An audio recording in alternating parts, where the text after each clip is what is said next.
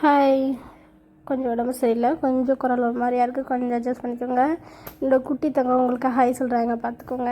And இன்றைக்கி ரொம்ப ஸ்பெஷலான நாள், என்னுடைய ஹஸ்பண்டோடைய பர்த்டே.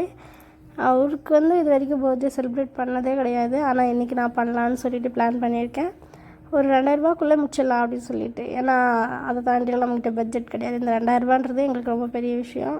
இந்த 2000ரூபா இல்லைன்னா மாதத்தில் ரொம்ப கொஞ்சம் சிக்கலாகிடும். அதனால் பண்ணுறேன்.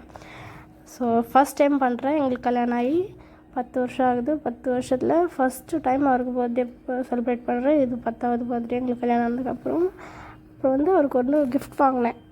அது என்னன்னு நீங்கள் பார்ப்பீங்க. 2 ரிங்கில் எந்த ரிங் வாங்கியிருப்பேன் நீங்களே சொல்லுங்கள். அண்ட் இந்த கேக் தான் வாங்கினேன், 1/2 kg. டோட்டலாக வந்துச்சு எனக்கு 2000குள்ளே முடிஞ்சிச்சு. அந்த ஒரு டெக்கரேஷனுக்கு எதுவுமே இல்லை. மனுஷனுக்கு எனக்கு கேக் கொடுத்ததுக்கே ரொம்ப சந்தோஷமாயிடுச்சு. ஏன்னா அவர் எதுவுமே எதிர்பார்க்க மாட்டார். ஆனால் நான் எங்களுக்காக எல்லாமே பண்ணுவார். அப்படியே கவியில் ஸ்கூல்லேருந்து கூப்பிட்டு வீட்டுக்கு வந்துட்டேன்.